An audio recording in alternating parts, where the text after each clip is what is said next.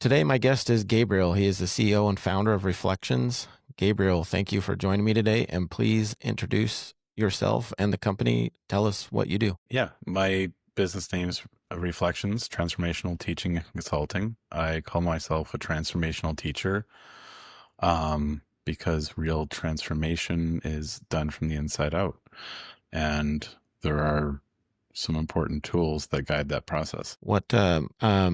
What would you say is the your main area of focus when it comes to challenges with clients? My main area of focus is what I would call ancestral trauma, and things like anxiety and depression too.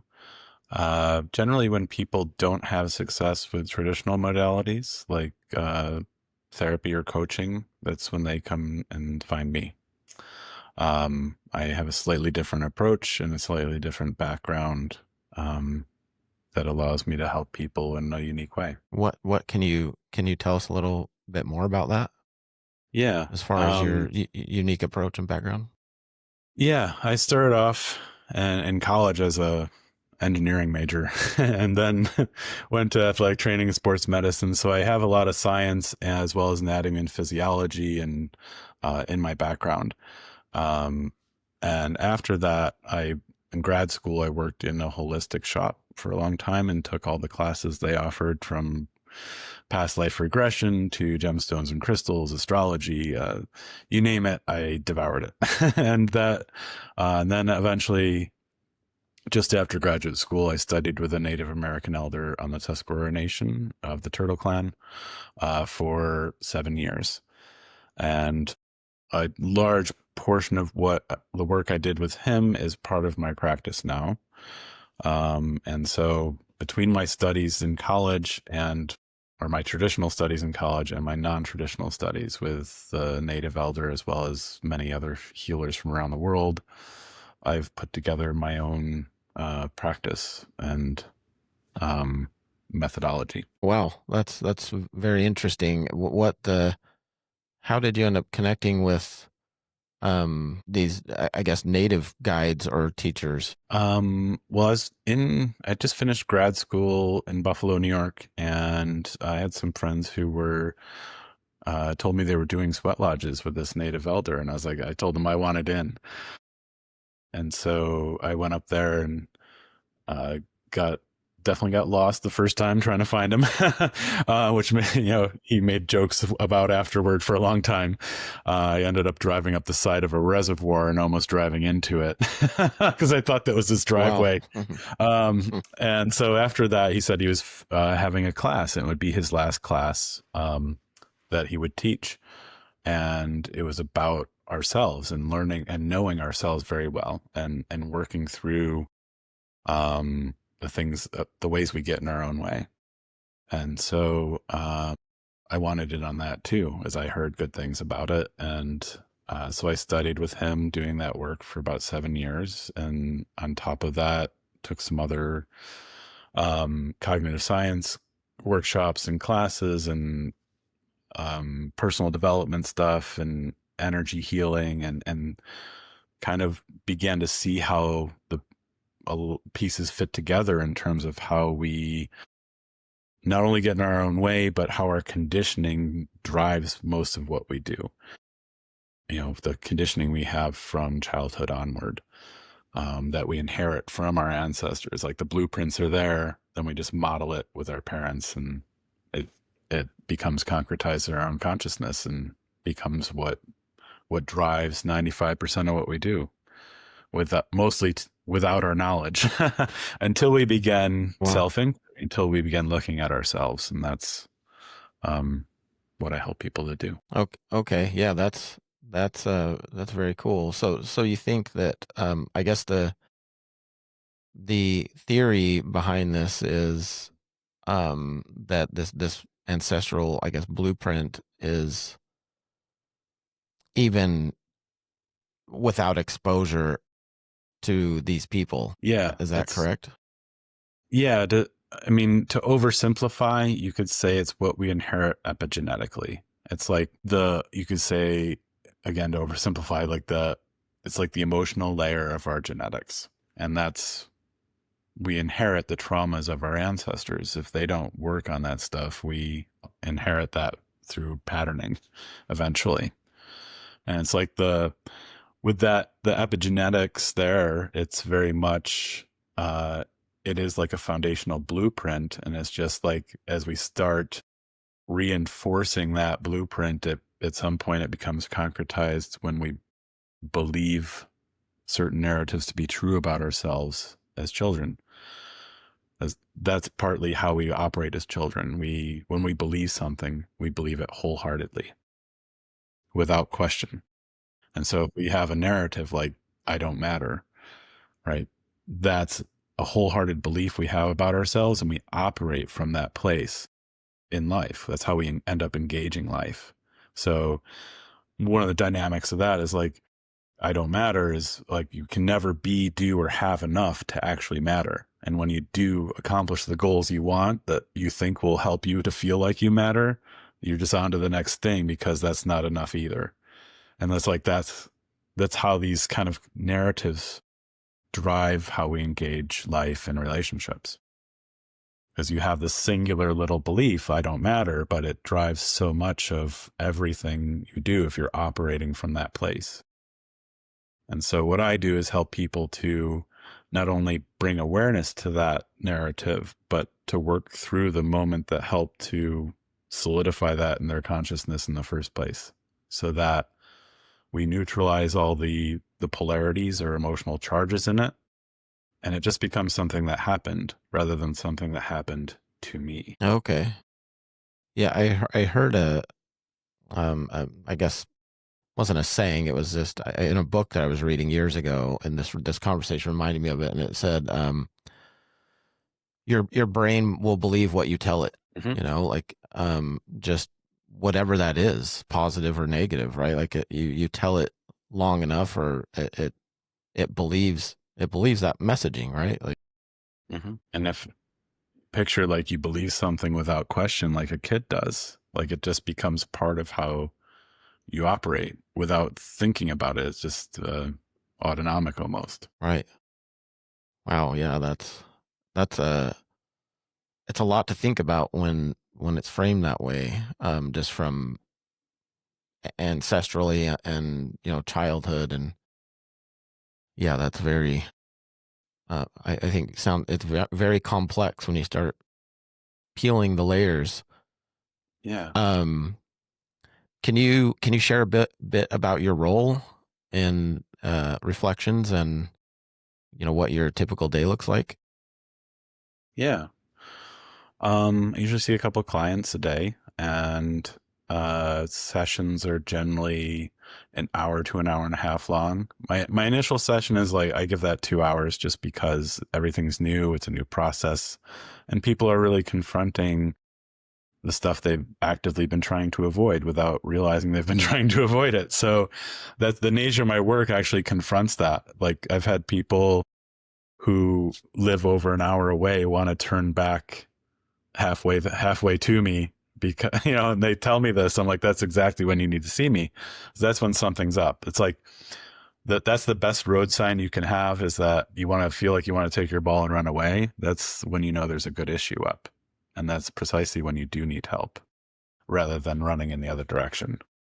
But that's what we do as humans. We avoid pain, emotional or physical. And so a lot of times people will get my business card, and I won't hear from them for 6 months to 3 years, because that's just the nature of the world. Like, they think they're ready, but they're not quite ready. And sometimes people end up seeing me when they're on the brink of like destruction, like their marriage or their work life or their, relationships, etc. But I encourage people not to wait until that point. Right. That's why I guess where the saying comes from, that that it says, typically something along the lines of, when people should be getting help the most, they don't.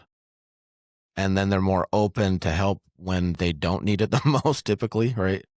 Yeah. And a lot of times, our life situations, like you have something where we feel bad or uncomfortable and we like, oh, I need to get help for that. But then it kind of dissipates and we forget about it. And, but really without realizing it, these are the things that are actually driving much of our choices. And it's like the question is, do you want to be more in the driver's seat, or do you want your unconscious conditioning to continue to navigate for you? Right. So I mean, in general, people will typically just put things off until it becomes more of a pressing matter, is what it sounds like. Yeah. Yeah. And they'll even, like use a lot of spiritual principles to avoid feeling that same way. That's spiritual bypassing. I've done many workshops on that. And it encompasses everything from like, magical thinking to false transcendence and anger phobia. Like we have I think one of the trends I see is people having a hard time dealing with anger, knowing how to use it constructively versus destructively, knowing how to even express it in a constructive way, let alone sit with that So feeling. right, yeah, that's an interesting point. So is your opinion that there is a constructive way to use anger? Absolutely. Because oftentimes people are afraid of it because there's a tendency for it to be aggressive and violent.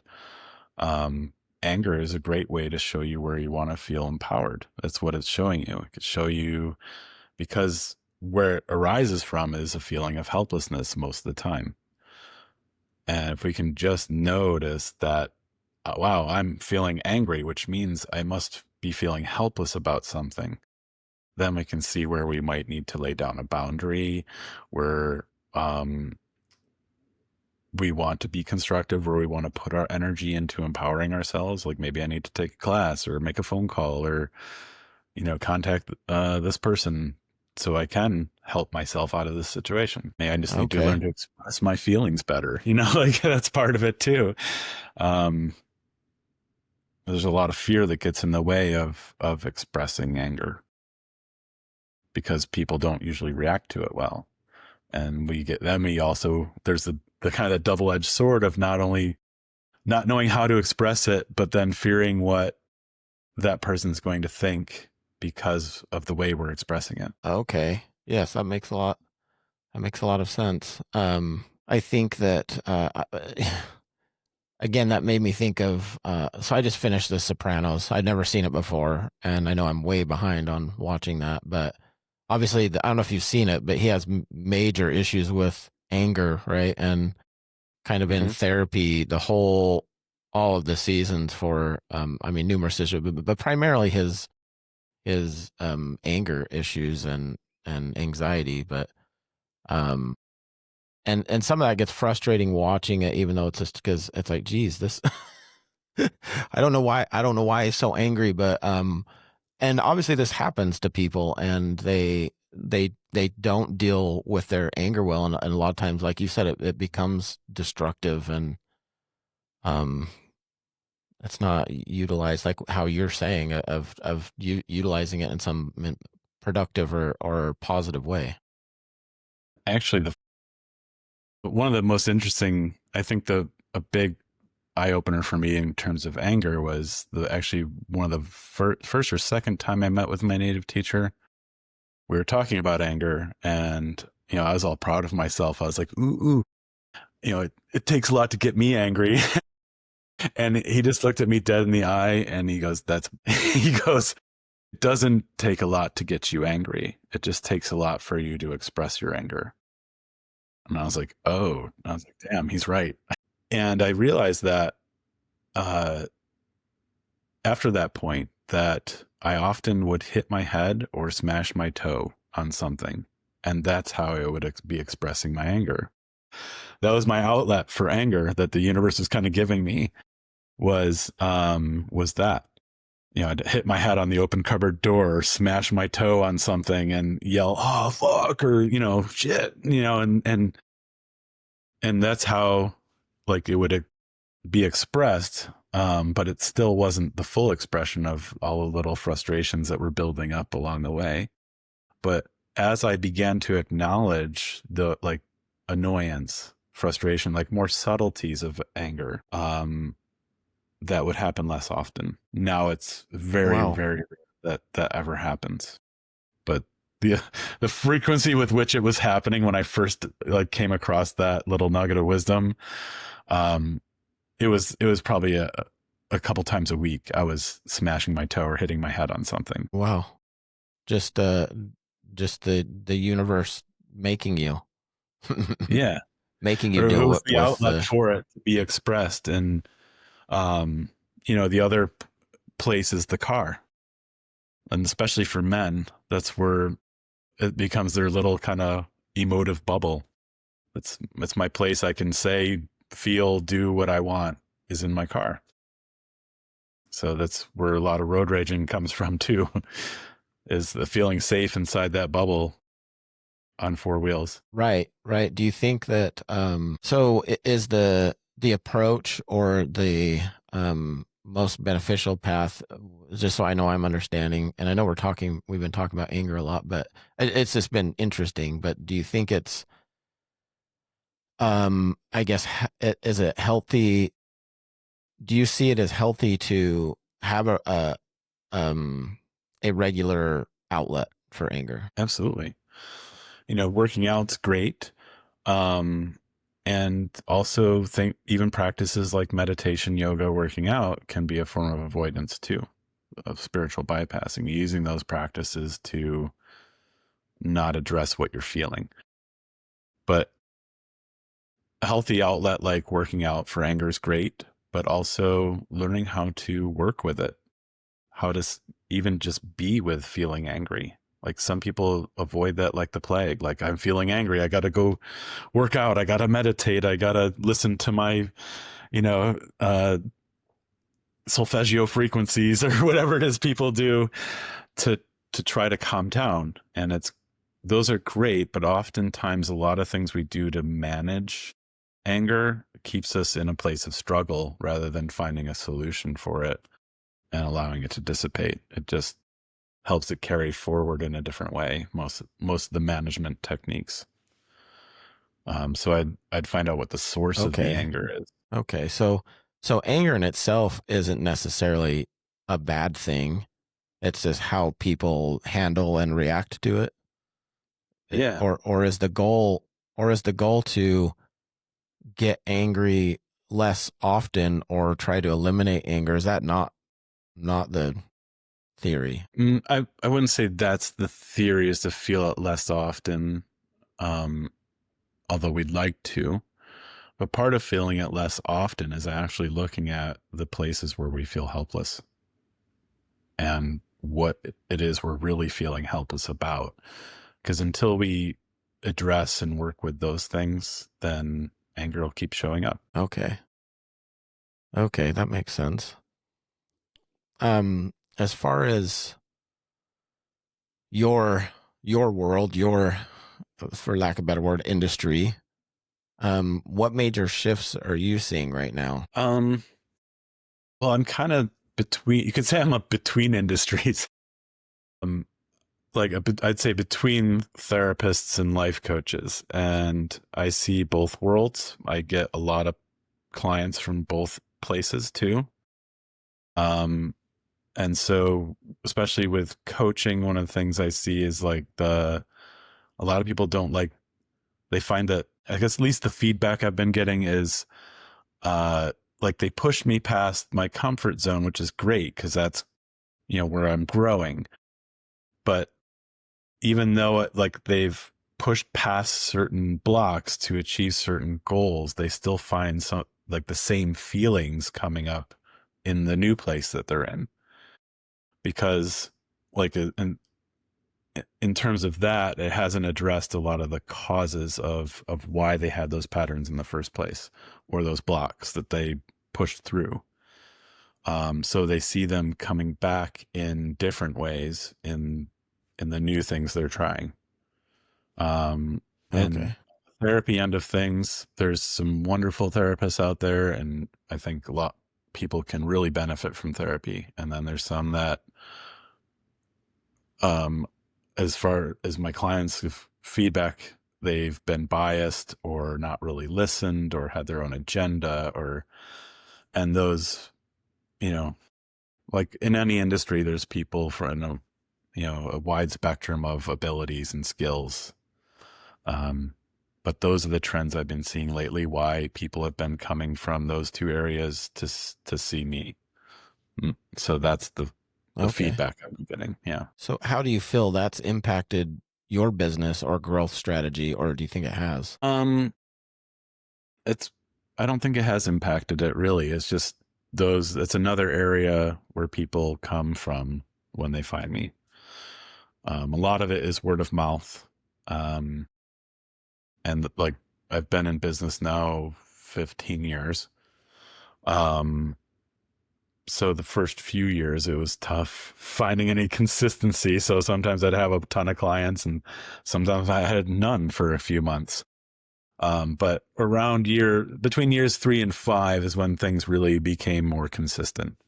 I'd worked with enough people and had done enough workshops and etc., where I was getting referrals from individuals I had worked with, and now that's pretty much the bulk of my business is word of mouth. Okay.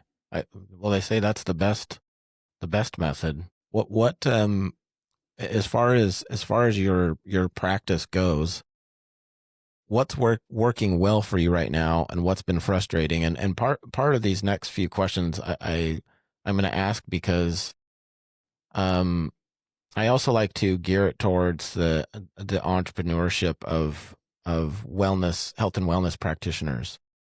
Mhm. Well, as far as what's been working well, definitely one-on-one sessions. I love doing that with people. Um, I haven't done any forward-facing group work in a while, like workshops or anything like that, probably since before COVID. Um, I've been busy enough with individual work, but I do like working with groups. Um, well, I guess in terms of what's frustrating, uh, is I think social media. I've I tried going that whole route and doing like marketing and messaging, and I really found I didn't want to spend my time that way. I didn't want to connect to people in that way. I like having conversations like we are right now, whether it's on the phone or video. I'll have complimentary calls for people. I offer that so that I can see if we're a good match or not before we even begin. Um, Largely because I find traditional approaches to marketing my business don't really work for me. So that's been the frustrating part, is trying all those Right. things and realizing that they don't necessarily work. But it's also been a blessing because now I know how to do all those things. So yeah, Hmm. that's been interesting. I guess the social media side I'm not I, really fond of. I think that is really interesting, and it can vary, right, from like company to company, business to business, and industry to industry. Of like what is the most effective way of getting yourself out there, and I guess drawing the type of people that you want, that are gonna serve the whole purpose you're doing what you're doing.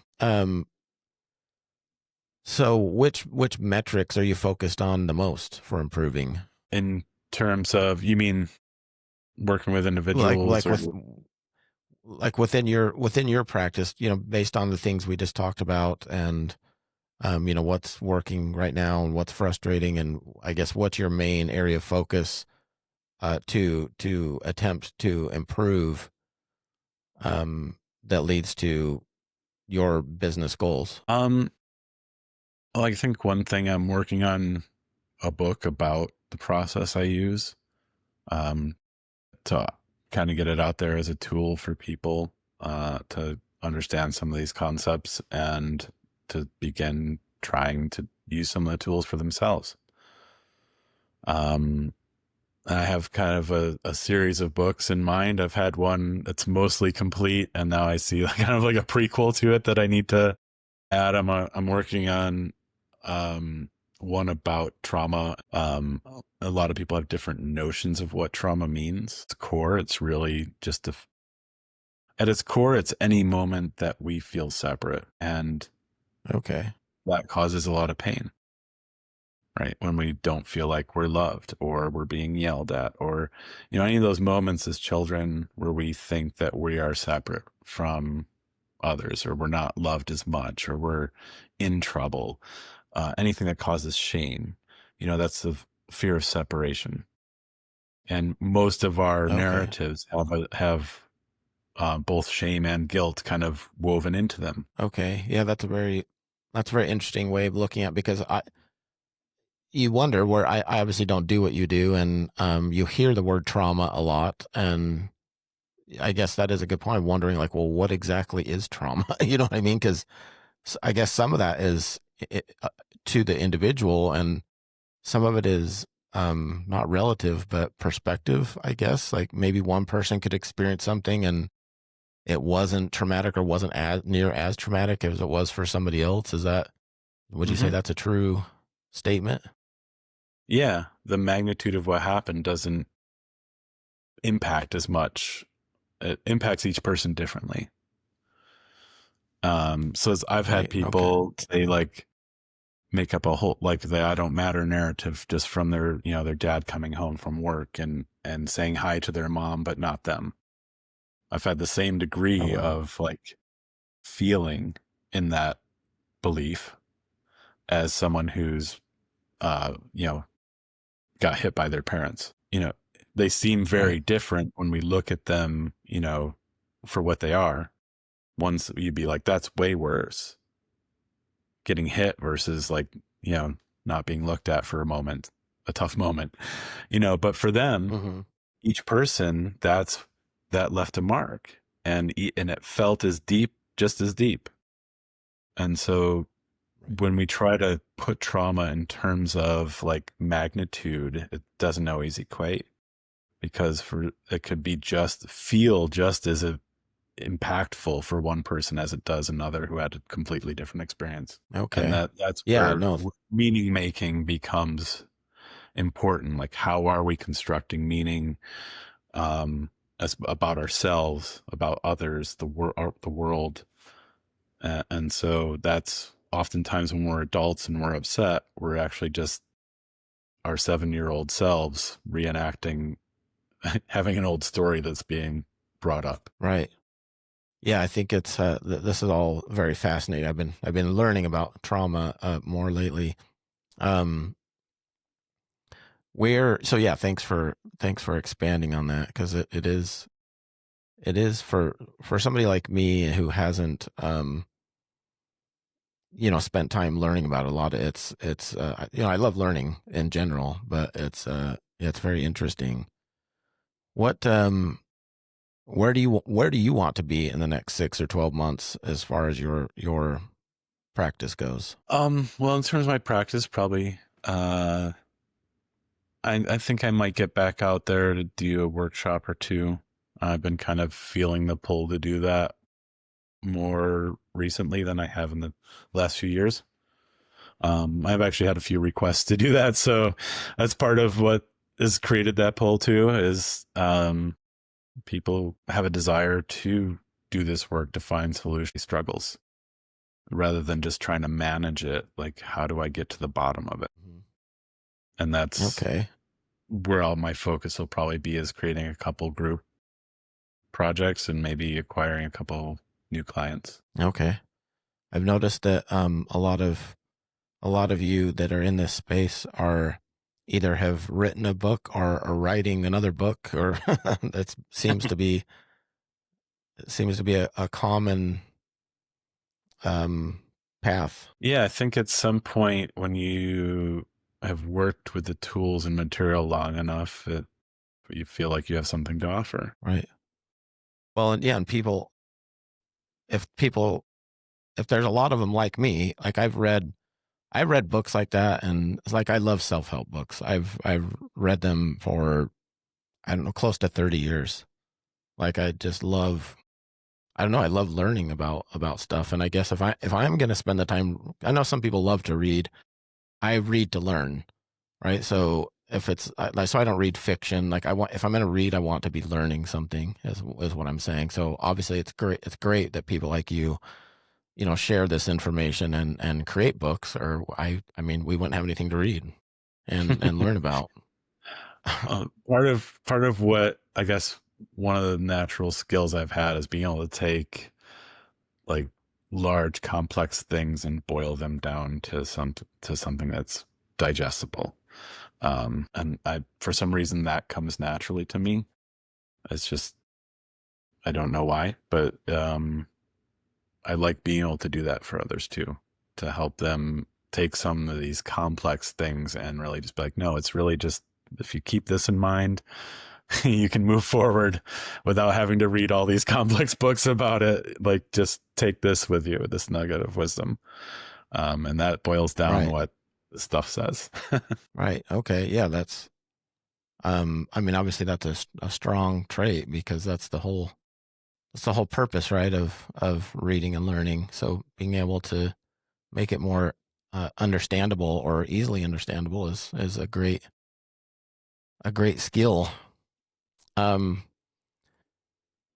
if you if you could solve one major challenge within your practice today, what would it be? I think it would be the stigma around not just mental health, but asking for help. A lot of people are reluctant to take the step to actually ask for help. They might say that they need it or want it, but to actually do that is a whole other thing. Okay. And I know, like That's for myself, it took a long time for me to even really ask for help. I was very much, I'll do it myself type person. I'm very like extremely right. self-reliant. And so I think for me, that was a really hard obstacle. Just for 15 years, I realized it's not just me that's an obstacle for. I think there's a lot of shame around seeking help for mental health. We do it just so easily for physical health, but we don't. People have a disconnect around the mental health part for some reason. It's just as important that the mind and the body are actually a continuum, and both need health and wellness. I've noticed that. I have noticed that, and I've wondered what that's all about. And obviously, the way you just framed that, and explained it, that makes sense. But I've recommended different things to people over the years. Like, for example, even something simple as just therapy, and I noticed that shot down a lot, right? Where people are like, oh, I'm not doing. Even for like some of it was conversations about like marriage, like, hey, you guys should probably get therapy, and it's usually the guy, and he's just like, no, there's no way I'm doing that. I was like, why? I even to a friend, I tried to explain. I said, hey, just look at this as like a teacher. Like they're just trying to help you. Like, I mean, we hire like life coaches and business coaches. Why wouldn't you be open to hire somebody who's going to help you personally and your own struggles, right? Like, what's the difference? There's no difference. It's Yeah. just a And the different thing is, area. like, It's just feelings come and go. So people, when they go, they're like, oh, that feels better, and we don't think about having to address what brought those up in the first place until it comes back around right, again. We're like, oh, I'm feeling the same way again, and we get mired in that for like a week or whatever. And then it's gone and we feel better again. Like, oh, I guess I don't need help after all. We talk ourselves out of it, partly because there's shame around mental health and needing that. But in the world we live in that is complex and busy, there's a lot going on, a lot to process. And if we don't have the tools to process that, you know, it gets expressed in ways that aren't as constructive, whether it's the buildup resentment in our relationships or, um, expressing anger destructively instead of constructively, blowing up your job or everything else in your life, all self-destructing, all that stuff. Yeah. right. Yeah, no, that makes a lot of sense. Um, well, I really appreciate you coming on. Really appreciate you taking the time. Could you tell us the best way to get a hold of you and begin the process? I'm assuming it would be your website. Yeah, I have a website, lawofreflections.com, and I also have a page on another platform called heal.me. So it's heal.me/law of reflections. And you can see my background on there and my services. I do have a Facebook page and an Instagram page still, even though I'm not on those platforms that often, but you can find me on there as well. And thank you for having me. I appreciate it. Yeah, no, thank you. I really appreciate you taking the time and sharing with us. But yeah, have a great day and a great week. All right. You too, Jared.